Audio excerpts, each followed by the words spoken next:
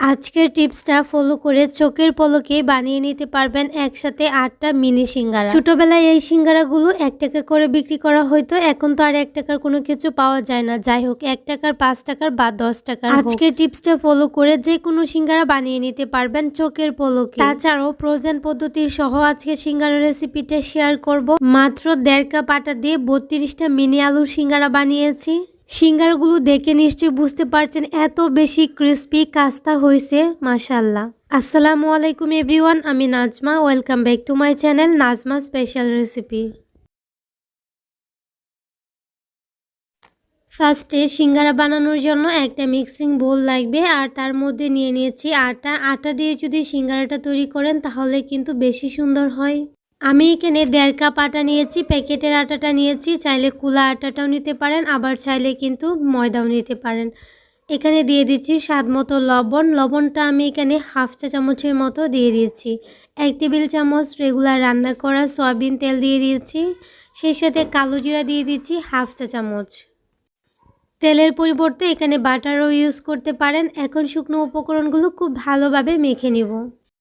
কিছুটা সময় নিয়ে কিন্তু শুকনো উপকরণগুলো মিশিয়ে নিতে হবে। শুকনো উপকরণগুলো যদি মেশানোটা একদম পারফেক্ট হয় তাহলে নাস্তাটাও কিন্তু বা সিঙ্গারাটাও কিন্তু অনেক বেশি ক্রিস্পি হবে।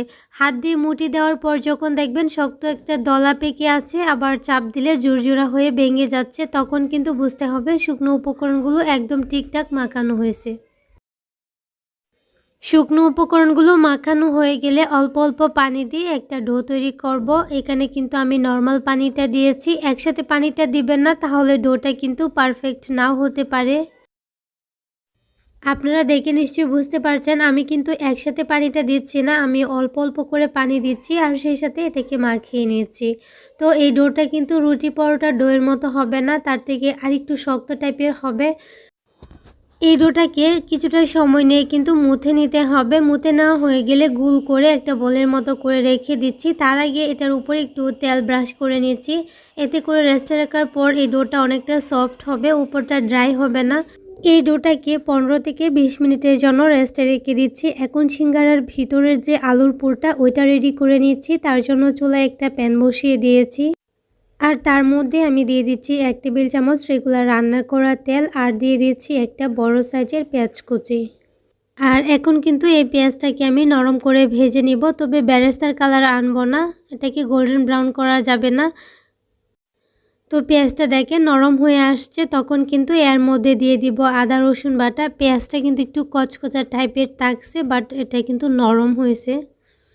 এখানে আমার রসুন আর আদাটা একসাথে ব্লেন্ড করা, যার জন্য আমি 1/2 চামচ দিয়েছি। এখন এটাকে খুব ভালোভাবে ভেজে নিব, পেঁয়াজ আদা আর রসুনের কাঁচা গন্ধটা যাওয়ার আগ পর্যন্ত। তো ভাজা হয়ে গেলে এর মধ্যে আমি একে একে কিছু গুঁড়া মশলা অ্যাড করব। দিয়ে দিচ্ছি স্বাদ মতো লবণ, 1/2 চামচ হলুদের গুঁড়া, 1/2 চামচ লাল মরিচের গুঁড়া, দিয়ে দিচ্ছি ধনিয়া গুঁড়া, ভাজা জিরার গুঁড়া 1/2 চামচ করে। খুব ভালোভাবে নেড়েচেড়ে কিছুক্ষণ কষিয়ে নিব। আমি এখানে পানি অ্যাড করব না, চাইলে কিন্তু পানি অ্যাড করে এটাকে কিছুটা সময় কষিয়ে নিতে পারেন, তবে আমি চুলার আঁচটাকে একদম লোতে রেখে এটাকে কিছুটা সময় ভেজে নিয়েছি। তো খুব ভালোভাবে কষানো হয়ে গেলে এখানে দিয়ে দিচ্ছি আলু কিউব করে কেটে রাখা। এই আলুটা আমি খুব ভালোভাবে ধুয়ে পরিষ্কার করে খোসাটা ছাড়িয়ে কেটে রেখেছিলাম। এখন এটা দিয়ে খুব ভালোভাবে নেড়েচেড়ে কিছুটা সময় কষিয়ে নিয়েছি। আলুটা কিন্তু নতুন আলু, এটা সিদ্ধ হতে একদমই সময় লাগবে না, কম সময়ে হয়ে যাবে। আমি এটা সিদ্ধ হওয়ার জন্য 1/2 কাপ পানি দিয়েছি। এখন এটাকে ঢাকনা দিয়ে ঢেকে মিডিয়াম টু লো আঁচে রান্না করে নিব। তো এই ধরেন 7 থেকে 8 মিনিটের মতো রান্না করে নিয়েছি। তারপর এটা কিন্তু হয়ে গেছে, দেখেন আলুগুলা কিন্তু সিদ্ধ হয়ে গেছে। অতিরিক্ত পানি থাকা যাবে না, সবটা পানি কিন্তু একদম টানিয়ে ফেলতে হবে। শেষে আমি এখানে কাঁচামরিচ কুচি অ্যাড করছি। এখানে চিলি ফ্লেক্সও দিতে পারেন, আরও মশলা অ্যাড করতে পারেন, তবে এটা যার যার পছন্দ মতো দেওয়াটাই ভালো।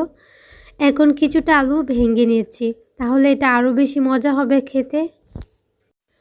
ধরেন 3 ভাগের 1 ভাগ আলু আমি ভেঙে নিচ্ছি, আর 2 ভাগ আস্ত আছে। এখন খুব ভালোভাবে এটাকে নেড়েচেড়ে মিশিয়ে নিচ্ছি, আর শেষে দিয়ে দিচ্ছি ধনিয়া পাতা 1 টেবিল চামচ। খুব ভালোভাবে এটাকে নেড়েচেড়ে মিশিয়ে নিলেই কিন্তু হয়ে যাবে। অবশ্যই চুলার আঁচটাকে একদম পুরাটাই মিডিয়াম টু লোতে রান্না করে নিতে হবে। আলুর পুরটা কিন্তু একদম রেডি হয়ে গেছে। এটাকে একটা সাইডে রেখে দিচ্ছি ঠান্ডা হওয়ার জন্য। আর এদিকে আগে থেকে যে ডোটা আমি রেস্টে রেখেছিলাম, দেখেন ডোটা কিন্তু অনেকটা সফট হয়ে আসছে রেস্টে রাখার কারণে। তো এই পর্যায়েও আমি এই ডোটাকে আরও কিছুটা সময় খুব ভালোভাবে মুথে নিয়েছি। তারপর হচ্ছে এটা থেকে লেচি কেটে নিচ্ছি। তো 1.5 কাপ আটা দিয়ে 4টা লেচি কেটে নিচ্ছি। 4টাই কিন্তু একদম ঠিকঠাক, এর থেকে কম করা যাবে না, তাহলে বেশি মোটা হয়ে যাবে। আবার এর থেকে বেশি করলে কিন্তু অনেক বেশি পাতলা হয়ে যাবে। তো 3টা লেচি আমি হচ্ছে ডেকে রেখে দিচ্ছি, নাহলে উপরটা ড্রাই হয়ে যাবে। অবশ্যই ডেকে রাখবেন। আর একটা লেচি একটা বোর্ডের মধ্যে নিয়ে একটা রুটি তৈরি করে নেব। রুটিটা কিন্তু একটু বড় সাইজে তৈরি করব, নর্মাল রুটির মতোই হবে পাতলাটা। যারা সিঙ্গারা খেতে চান কিন্তু বানানোর জন্য খেতে পারেন না, তারা হচ্ছে একদম সহজে আজকের রেসিপিটা যদি একবার শুধু দেখেন, তাহলেই কিন্তু আপনিও যে কোনো সিঙ্গারা বানিয়ে নিতে পারবেন একদম সহজে। তো দেখেন রুটিটা কিন্তু বানানো হয়ে গেছে, আর রুটির থিকনেসটা আমি দেখিয়ে দিয়েছি। রুটিটা কিন্তু মোটামুটি পাতলাই হবে।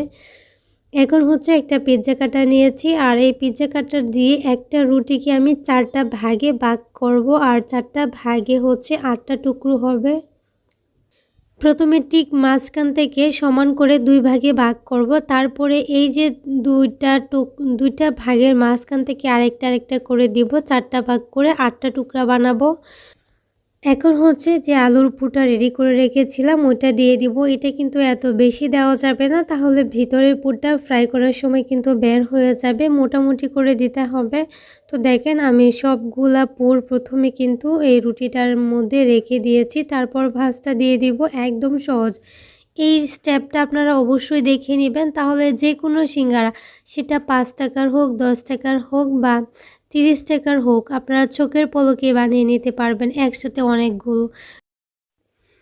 যদি আপনারা বড় সাইজের সিঙ্গারা বানাতে চান, তাহলে 4টা টুকরা করবেন এই রুটিটাকে, আর সেমভাবে বানিয়ে নেবেন। তো এইটা কিন্তু আমি বলে বোঝাতে পারবো না, এই স্টেপটা আপনারা দেখে বুঝে নেবেন। আর প্রত্যেকটা ভাজেই কিন্তু আপনারা পানি লাগিয়ে দিবেন। পানি লাগিয়ে কিন্তু ভাজটাকে একসাথে জয়েন করবেন, সিল করে দিবেন। না হলে কিন্তু এগুলা যখন তেলের মধ্যে ফ্রাই করবেন, ভিতরের পুরটা বের হয়ে যাবে। দেখেন আমি কিন্তু পানি লাগিয়ে নিচ্ছি। আর এই ভাজটা এত বেশি সহজ, আপনারা একটু খেয়াল করেন তাহলেই কিন্তু বুঝতে পারবেন। রমজান মাস হচ্ছে ইবাদতের মাস, আর রমজান মাসে যেহেতু প্রত্যেকে আমরা অন্য মাসের তুলনায় একটু বেশি ইবাদত বন্দেগি করি, আর হচ্ছে সওয়াবও বেশি, যার জন্য এগুলা বানালে কিন্তু অনেকটা সময় ব্যয় হয়ে যায়, যার জন্য ঠিকমতো ইবাদত বন্দেগি করা যায় না। তবে আপনারা চাইলে কিন্তু এভাবে বানিয়ে আগে থেকে ফ্রোজেন করে রেখে দিতে পারেন, আর পুরা মাস একদম শান্তিতে ইবাদত বন্দেগি করে কাটিয়ে দিতে পারেন। তো দেখেন সেমভাবে সবগুলো কিন্তু সিঙ্গারা বানিয়ে নিয়েছি। আমার সিঙ্গারাগুলো কিন্তু হয়ে গেছে মাত্র 1.5 কাপ আটা দিয়ে। এখানে আমি 32টা সিঙ্গারা বানিয়ে নিয়েছি, আর সবগুলো সিঙ্গারা কিন্তু হয়ে গেছে। আর সিঙ্গারাগুলো দেখেন মাশাআল্লাহ অনেক বেশি কিউট লাগতেছিল, একদম ছোট ছোট, তো তাই। এখন চুলায় একটা কড়াইয়ে আমি পর্যাপ্ত তেল গরম করে নিয়েছি, তারপর হচ্ছে একটা একটা করে সিঙ্গারাগুলো দিয়ে দিব। তেলটা কিন্তু হালকা গরম হওয়ার পরে আমি সিঙ্গারাগুলো দিয়েছি, এতে করে ভিতর থেকে সিঙ্গারাগুলো একদম খাস্তা হবে। এই সিঙ্গারাগুলো যখন আপনি বানিয়ে নেবেন, তারপর এগুলাকে ফ্রোজেন করে রেখে দিতে পারবেন তেলে না ভেজে, তাহলে আপনি পুরা মাস একদম শান্তিতে খেতে পারবেন। এগুলা হচ্ছে তেলে ফ্রাই করার 5 থেকে 10 মিনিট আগে নামিয়ে নিলেই হয়ে যাবে। তারপর তেলের মধ্যে অল্প আঁচে ভেজে নেবেন। তো দেখেন আমি সবগুলাকে ভেজে নিচ্ছি, খুব সুন্দর একটা কালার আসার আগ পর্যন্ত কিন্তু ভেজে নিতে হবে। আর তেলের টেম্পারেচারটা দেখে নিশ্চয়ই বুঝতে পারছেন চুলার আঁচটা আমি কীরকম রেখেছি। পুরা এই সিঙ্গারা ভাজার যে সময়টা আমি কিন্তু চুলার আঁচটাকে একদম মিডিয়াম টু লোতে রেখেছি। চুলার আঁচটাকে কোনো মতেই বাড়িয়ে দেওয়া যাবে না। আর এই সিঙ্গারাগুলো কতটা ক্রিস্পি হয়েছে এটা কিন্তু উপরটাতেই বোঝা যাচ্ছে। তো এখন আমি এগুলাকে তেল ঝরিয়ে উঠিয়ে নিয়েছি। সিঙ্গারাগুলো মাশাআল্লাহ এত বেশি মজা হয়েছিল কি বলবো, একবার হলে বাসায় ট্রাই করবেন। তো সেমভাবে সবগুলো সিঙ্গারা আমি ভেজে নিচ্ছি। আর সেই সাথে আপনাদেরকে একটা রিকোয়েস্ট করছি, যারা আমার চ্যানেলে আজকে নতুন আছেন, যদি আমার রেসিপিটা একটু আপনাদের কাছে ভালো লেগে থাকে, তাহলে প্লিজ চ্যানেলটাকে সাবস্ক্রাইব করে পাশে থাকা বেল আইকনটা অন করে দিবেন। আর হ্যাঁ, যারা যারা অলরেডি এই কাজটা করেছেন তাদেরকে অসংখ্য ধন্যবাদ। সবগুলো সিঙ্গারা কিন্তু ভাজা হয়ে গেছে আর একসাথে অনেকগুলো সিঙ্গারা ভাজা যায়। এখন হচ্ছে দেখেন সিঙ্গারাগুলো কতটা সুন্দর হয়েছে, একদম ক্রিস্পি খাস্তা, একদম মুখে দিলে মনে হয় না যে এগুলো আপনি বাসায় তৈরি করেছেন। আর কতটা কাস্তা হয়েছে এটা দেখেন, চাপ দিলেই কিন্তু বোঝা যাচ্ছে কতটা যে কাস্তা হয়েছে। আবারও বলে দিচ্ছি, প্লিজ ভালো লাগলে লাইক কমেন্ট শেয়ার করে দিতে ভুলবেন না। আজকের রেসিপি এ পর্যন্তই। সবাই অনেক বেশি ভালো থাকবেন, সুস্থ থাকবেন। আল্লাহ হাফেজ, আসসালামু আলাইকুম।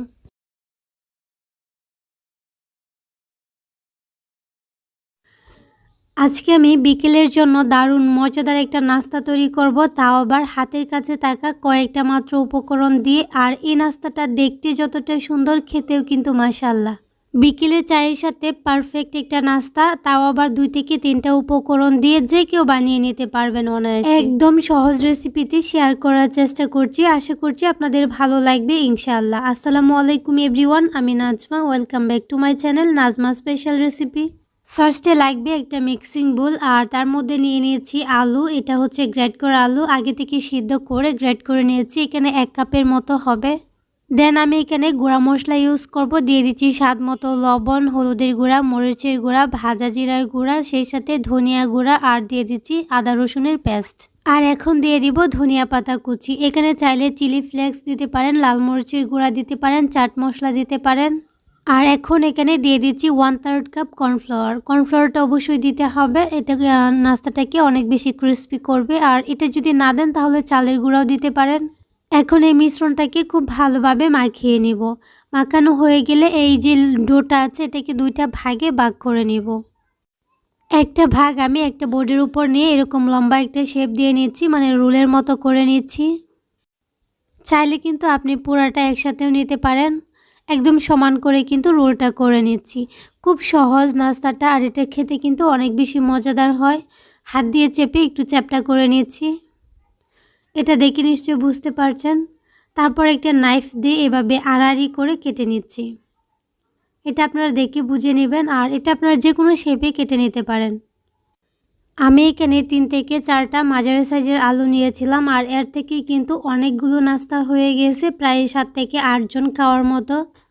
আর নুডলসটা দেওয়ার কারণে এই নাস্তাটা আরও অনেক বেশি ক্রিস্পি, সেই সাথে মজাদার হয়েছিল।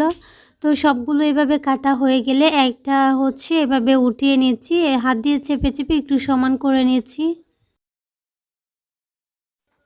দেন সবগুলাই কিন্তু এভাবে তৈরি করে নিয়েছি। দেখেন হাত দিয়ে চেপে চেপে একটু সমান করে দিতে হবে। অনেকগুলো কিন্তু তৈরি হয়ে গেছে, আমি কিন্তু এভাবে হাত দিয়ে চেপে চেপে সমান করে দিচ্ছি। এখন এগুলাকে আমি একটা সাইডে রেখে দিব। আর চাইলে কিন্তু নিচে একটু ময়দা দিয়ে বেলে নিতে পারেন, এতে করে খুব সহজে কিন্তু এই বোর্ডটা থেকে উঠে যাবে। চাইলে কিন্তু আপনারা স্কোয়ার শেপেও এগুলা কেটে নিতে পারেন। তো সবগুলো কিন্তু একদম রেডি হয়ে গেছে, দেখেন অনেকগুলো নাস্তা হয়েছে। এদিকে একটা আমি মিশ্রণ রেডি করে নিব। 1 কাপ দিয়ে দিচ্ছি হচ্ছে কর্নফ্লাওয়ার, দিয়ে দিচ্ছি লবণ 1 চিমটি পরিমাণ, আর অল্প একটু 1 চিমটি পরিমাণ হলুদ, সেই সাথে একটা ম্যাগি মশলা দিয়ে দিচ্ছি। আর এখন হচ্ছে অল্প অল্প পানিতে একটা মিশ্রণ তৈরি করে নেব। মিশ্রণটা একদম পাতলা হবে না, আবার এত বেশি ঘন হবে না। তো এটা দেখে বুঝে নেবেন। মিশ্রণটা কিন্তু একদম রেডি হয়ে গেছে, এটাকে একটা সাইডে রেখে দিচ্ছি। আর এইদিকে দেখেন আমি একটা নুডলসের প্যাকেট খুব ভালোভাবে ভেঙে নিয়েছি, একদম গুঁড়া গুঁড়া না, একটু হালকা আস্তে আস্তে থাকবে আর কি। আমি 2টা নুডলসের প্যাকেট নিয়েছি, একটা দিয়ে হবে না, অনেকগুলো নাস্তা হয়ে গেছে। প্রথমে একটা নেবেন, যদি লাগে পরে আরেকটা নেবেন। তো এই যে আমি মিশ্রণটা রেডি করে রেখেছিলাম লিকুইডটা, এটার মধ্যে একটা নাস্তা কোট করে তারপর হচ্ছে এই নুডলসের মধ্যে কোট করলেই হয়ে যাবে। খুব ভালোভাবে চেপে চেপে নুডলসটা বসিয়ে দিতে হবে। আর এই পর্যায়ে দেখেন নাস্তাটা কত বেশি সুন্দর লাগছে, মাশাআল্লাহ। তো এভাবেই কিন্তু আমি সবগুলা তৈরি করে নিয়েছি। আপনাদের বোঝার সুবিধার্থে আমি আরেকটা করে দেখাচ্ছি। প্রথমে হচ্ছে মিশ্রণটার মধ্যে এটাকে কোট করতে হবে, যে লিকুইড মিশ্রণটা আমি রেডি করেছি। তারপর হচ্ছে নুডলসটার মধ্যে খুব ভালোভাবে চেপে চেপে কোট করে নিতে হবে, তাহলেই কিন্তু রেডি হয়ে যাবে নাস্তাগুলো। আমি একটু স্লোভাবে আপনাদের বোঝার সুবিধার্থে দেখিয়ে দিচ্ছি। সবগুলো নাস্তা নুডলসের মধ্যে কুট করে নিয়েছি। এখন এগুলোকে ভেজে নেব। চুলায় একটা প্যানে পর্যাপ্ত তেল দিয়ে দিয়েছি। তেলটা হালকা গরম হওয়ার পরেই কিন্তু আমি নাস্তাগুলো দিয়ে দিব। যতটুকু একবারে আটে আমি অতটুকু দিয়ে দিব। আমি চুলার আঁচটাকে কিন্তু মিডিয়ামে রেখেছি আর তেলটা হালকা গরম হওয়ার পরেই কিন্তু এই নাস্তাগুলো দিয়েছি। তো এই নাস্তাগুলো উল্টে পাল্টে আমি সুন্দর একটা গোল্ডেন ব্রাউন কালার করে ভেজে নেব। তো আপনারা চাইলে আরও বেশি ক্রিস্পি করে নিতে পারেন। এই নাস্তাগুলো ভাজতে থাকবেন আর দেখবেন এই নাস্তাগুলো ফুলে একদম বড় হতে থাকবে, আগের থেকে অনেকটাই ফুলে যাবে। তো দেখেন খুব সুন্দর কিন্তু একটা কালার আসছে আর উপরের যে নুডলসগুলা বা উপরের যে লেয়ারটা এটা কিন্তু একদম ক্রিস্পি। তো আমি এই পর্যায়ে এগুলাকে নামিয়ে নেব আর বেশি এগুলাকে ভেজে নেব না।